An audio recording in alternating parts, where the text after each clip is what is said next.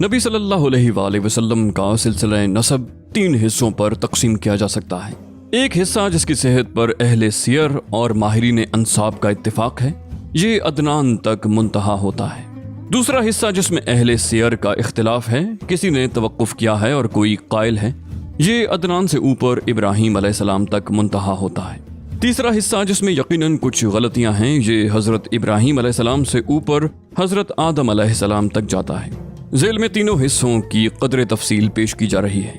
پہلا حصہ محمد صلی اللہ علیہ وسلم بن عبداللہ بن عبد المطلب بن ہاشم بن عبد مناف بن قصی بن کلاب بن مرہ بن کعب بن لوئی بن غالب بن فہر بن مالک بن نضر بن کنانہ بن خزیمہ بن مدرکہ بن الیاس بن مدر بن نزار بن معاد بن عدنان، یعنی عدنان بن عد بن حمیسہ بن سلمان بن عوس بن بوز بن قموال بن ابی بن عوام بن ناشد بن حزا بن بلداس بن جدلاف بن طابخ بن جاہم بن ناحش بن ماخی بن عید بن ابقر بن عبید بن دعا بن حمدان بن سمبر بن یسربی بن یحزن بن یلحن بن ارغوا بن عید بن زیشان بن عیسر بن افناد بن ایہام بن مقصر بن ناحث بن زارح بن سمی بن مزی بن عوزہ بن عرام بن قیدار بن اسماعیل بن ابراہیم علیہ السلام۔ تیسرا حصہ حضرت ابراہیم علیہ السلام سے اوپر ابراہیم بن آزر بن ناحور بن ساروخ بن رعو بن فالخ بن عابر بن شالخ بن ارفخشد بن سام بن نوح علیہ السلام بن لامک بن متشلخ بن اخنوخ بن یرد بن مہلائیل بن قینان بن آنوشا بن شیس بن آدم علیہ السلام۔ نبی صلی اللہ علیہ وآلہ وسلم کا خانوادہ اپنے جد اعلیٰ ہاشم بن عبد مناف کی نسبت سے خانوادہ ہاشمی کے نام سے معروف ہے، اس لیے مناسب معلوم ہوتا ہے کہ ہاشم اور ان کے بعد کے بعض افراد کے مختصر حالات پیش کر دیے جائیں۔ نمبر 1، ہاشم۔ جب عبد مناف اور بنو عبد الدار کے درمیان عہدوں کی تقسیم پر مصالحت ہو گئی تو عبد مناف کی اولاد میں ہاشم ہی کو سقایا اور رفادہ یعنی حجاج کرام کو پانی پلانے اور ان کی میزبانی کرنے کا منصب حاصل ہوا۔ ہاشم بڑے معزز اور مالدار تھے۔ یہ پہلے شخص ہیں جنہوں نے مکے میں حاجیوں کو شوربہ روٹی ملا کر کھلانے کا اہتمام کیا۔ ان کا اصل نام عمر تھا، لیکن روٹی توڑ کر شوربے میں ملانے کی وجہ سے ان کو ہاشم کہا جانے لگا، کیونکہ ہاشم کے معنی ہیں توڑنے والا۔ پھر یہی ہاشم وہ آدمی ہیں جنہوں نے قریش کے لیے گرمی اور جاڑے کے 2 سالانہ تجارتی سفروں کی بنیاد رکھی۔ ان کا ایک اہم واقعہ یہ ہے کہ وہ تجارت کے لیے ملک شام تشریف لے گئے۔ راستے میں مدینہ پہنچے تو وہاں قبیلہ بنی نجار کی ایک خاتون سلمہ بنت عمر سے شادی کر لی اور کچھ دن وہیں ٹھہرے رہے۔ پھر بیوی کو حالت حمل میں میکے ہی چھوڑ کر ملک شام روانہ ہو گئے اور وہاں جا کر فلسطین کے شہر غزہ میں انتقال کر گئے۔ ادھر سلمہ کے بطن سے بچہ پیدا ہوا۔ یہ 497 عیسوی کی بات ہے۔ چونکہ بچے کے سر کے بالوں میں سفیدی تھی، اس لیے سلمہ نے اس کا نام شیبہ رکھا اور یثرب میں اپنے میکے ہی کے اندر اس کی پرورش کی۔ آگے چل کر یہی بچہ عبد المطلب کے نام سے مشہور ہوا۔ عرصے تک خاندان ہاشم کے کسی آدمی کو اس کے وجود کا علم نہ ہو سکا۔ ہاشم کے کل 4 بیٹے اور 5 بیٹیاں تھیں، جن کے نام یہ ہیں: اسد، ابو سیفی، نضلہ، عبد المطلب، شفا، خالدہ، ضعیفہ، رقیہ اور جنہ۔ عبد المطلب۔ سقایا اور رفادہ کا منصب ہاشم کے بعد ان کے بھائی مطلب کو ملا۔ یہ بھی اپنی قوم میں بڑی خوبی اور اعزاز کے مالک تھے۔ ان کی بات ٹالی نہیں جاتی تھی۔ ان کی سخاوت کے سبب قریش نے ان کا لقب فیاض رکھ چھوڑا تھا۔ جب شیبہ یعنی عبد المطلب 10-12 برس کے ہو گئے تو مطلب کو ان کا علم ہوا اور وہ انہیں لینے کے لیے روانہ ہوئے۔ جب یثرب کے قریب پہنچے اور شیبہ پر نظر پڑی تو اشک بار ہو گئے۔ انہیں سینے سے لگا لیا اور پھر اپنی سواری پر پیچھے بٹھا کر مکہ کے لیے روانہ ہو گئے، مگر شیبہ نے ماں کی اجازت کے بغیر جانے سے انکار کر دیا۔ اس لیے مطلب ان کی ماں سے اجازت کے طالب ہوئے، مگر ماں نے اجازت نہ دی۔ آخر مطلب نے یہ کہا کہ یہ اپنے والد کی حکومت اور اللہ کے حرم کی طرف جا رہے ہیں۔ اس پر ماں نے اجازت دے دی اور مطلب انہیں اپنے اونٹ پر بٹھا کر مکہ لے آئے۔ مکے والوں نے دیکھا تو کہا یہ عبد المطلب ہے، یعنی مطلب کا غلام ہے۔ مطلب نے کہا نہیں نہیں، یہ میرا بھتیجا یعنی میرے بھائی ہاشم کا لڑکا ہے۔ پھر شیبہ نے مطلب کے پاس پرورش پائی اور جوان ہوئے۔ اس کے بعد مقام ردمان یمن میں مطلب کی وفات ہو گئی اور ان کے چھوڑے ہوئے مناصب عبد المطلب کو حاصل ہوئے۔ عبد المطلب نے اپنی قوم میں اس قدر شرف و اعزاز حاصل کیا کہ ان کے آباء و اجداد میں بھی کوئی اس مقام کو نہ پہنچ سکا تھا۔ قوم نے انہیں دل سے چاہا اور ان کی بڑی عزت اور قدر کی۔ جب مطلب کی وفات ہو گئی تو نوفل نے عبد المطلب کے صحن پر غاصبانہ قبضہ کر لیا۔ عبد المطلب نے قریش کے کچھ لوگوں سے اپنے چچا کے خلاف مدد چاہی، لیکن انہوں نے یہ کہہ کر معذرت کر دی کہ ہم تمہارے اور تمہارے چچا کے درمیان دخیل نہیں ہو سکتے۔ آخر عبد المطلب نے بنی نجار میں اپنے ماموں کو کچھ اشعار لکھ بھیجے جن میں ان سے مدد کی درخواست کی تھی۔ جواب میں ان کا ماموں ابو سعد بن عدی 80 سوار لے کر روانہ ہوا اور مکے کے قریب ابتح میں اترا۔ عبد المطلب نے وہاں ملاقات کی اور کہا ماموں جان گھر تشریف لے چلیں۔ ابو سعد نے کہا نہیں، خدا کی قسم، یہاں تک کہ نوفل سے مل لوں۔ اس کے بعد ابو سعد آگے بڑھا اور نوفل کے سر پر آن کھڑا ہوا۔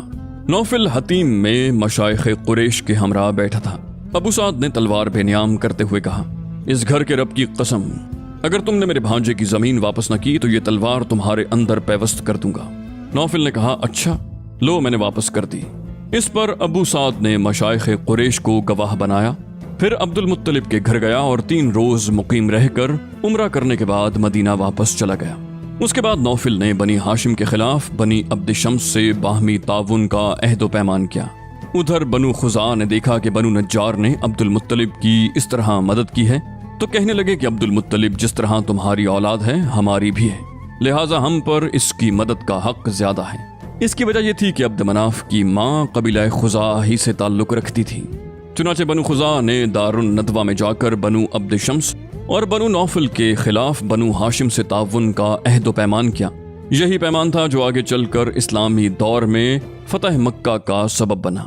بیت اللہ کے تعلق سے عبد المطلب کے ساتھ 2 اہم واقعات پیش آئے، ایک چاہے زمزم کی کھدائی کا واقعہ اور دوسرا فیل کا واقعہ۔ پہلے واقعے کا خلاصہ یہ ہے کہ عبد المطلب نے خواب دیکھا کہ انہیں زمزم کا کنواں کھودنے کا حکم دیا جا رہا ہے اور خواب ہی میں انہیں اس کی جگہ بھی بتائی گئی۔ انہوں نے بیدار ہونے کے بعد کھدائی شروع کی اور رفتہ رفتہ وہ چیزیں برآمد ہوئیں جو جرہم نے مکہ چھوڑتے وقت چاہے زمزم میں دفن کی تھیں، یعنی تلواریں، زرہیں اور سونے کے 2 ہرن۔ عبد المطلب نے تلواروں سے کعبے کا دروازہ ڈھالا، سونے کے 2 ہرن بھی دروازے ہی میں فٹ کیے اور حاجیوں کو زمزم پلانے کا بندوبست کیا۔ کھدائی کے دوران یہ واقعہ بھی پیش آیا کہ جب زمزم کا کنواں نمودار ہو گیا تو قریش نے عبد المطلب سے جھگڑا شروع کیا اور مطالبہ کیا کہ ہمیں بھی کھدائی میں شریک کر لو۔ عبد المطلب نے کہا میں ایسا نہیں کر سکتا، میں اس کام کے لیے مخصوص کیا گیا ہوں، لیکن قریش کے لوگ باز نہ آئے، یہاں تک کہ فیصلے کے لیے بنو سعد کی ایک کاہنہ عورت کے پاس جانا طے ہوا اور لوگ مکہ سے روانہ بھی ہو گئے۔ لیکن راستے میں اللہ تعالیٰ نے انہیں ایسی علامات دکھائیں کہ وہ سمجھ گئے کہ زمزم کا کام قدرت کی طرف سے عبد المطلب کے ساتھ مخصوص ہے، اس لیے راستے ہی سے پلٹ آئے۔ یہی موقع تھا جب عبد المطلب نے نظر مانی کہ اگر اللہ نے انہیں 10 لڑکے عطا کیے اور وہ سب کے سب اس عمر کو پہنچے کہ ان کا بچاؤ کر سکیں تو وہ ایک لڑکے کو کعبہ کے پاس قربان کر دیں گے۔ دوسرے واقعے کا خلاصہ یہ ہے کہ ابرہہ صباح حبشی نے، جو نجاشی بادشاہ حبش کی طرف سے یمن کا گورنر جنرل تھا، جب دیکھا کہ اہل عرب خانہ کعبہ کا حج کرتے ہیں تو سنا میں ایک بہت بڑا کلیسا تعمیر کیا اور چاہا کہ عرب کا حج اسی کی طرف پھیر دے۔ مگر جب اس کی خبر بنو کنانہ کے ایک آدمی کو ہوئی تو اس نے رات کے وقت کلیسا کے اندر گھس کر اس کے قبلے پر پائخانہ پوت دیا۔ ابرہہ کو پتہ چلا تو سخت برہم ہوا اور 60,000 کا ایک لشکر جرار لے کر کعبے کو ڈھانے کے لیے نکل کھڑا ہوا۔ اس نے اپنے لیے ایک زبردست ہاتھی بھی منتخب کیا۔ لشکر میں کل 9 یا 13 ہاتھی تھے۔ ابرہہ یمن سے یلغار کرتا ہوا مقمص پہنچا، وہاں اپنے لشکر کو ترتیب دے کر اور ہاتھی کو تیار کر کے مکے میں داخلے کے لیے چل پڑا۔ جب مزدلفہ اور منا کے درمیان وادی محصر میں پہنچا تو ہاتھی بیٹھ گیا اور کعبے کی طرف بڑھنے کے لیے کسی طرح نہ اٹھا۔ اس کا رخ شمال، جنوب یا مشرق کی طرف کیا جاتا تو اٹھ کر دوڑنے لگتا، لیکن کعبے کی طرف کیا جاتا تو بیٹھ جاتا۔ اسی دوران اللہ نے چڑیوں کا ایک جھنڈ بھیج دیا جس نے لشکر پر ٹھیکری جیسے پتھر گرائے اور اللہ نے اسی سے انہیں کھائے ہوئے بھس کی طرح بنا دیا۔ یہ چڑیاں ابابیل اور قمری جیسی تھیں۔ ہر چڑیا کے پاس 3 کنکریاں تھیں، ایک چونچ میں اور 2 پنجوں میں۔ کنکریاں چنے جیسی تھیں، مگر جس کسی کو لگ جاتی تھیں اس کے اعضاء کٹنا شروع ہو جاتے تھے اور وہ مر جاتا تھا۔ یہ کنکریاں ہر آدمی کو نہیں لگی تھیں، لیکن لشکر میں ایسی بھگدڑ مچی کہ ہر شخص دوسرے کو رونتا کچلتا گرتا پڑتا بھاگ رہا تھا۔ پھر بھاگنے والے ہر راہ پر گر رہے تھے اور ہر چشمے پر مر رہے تھے۔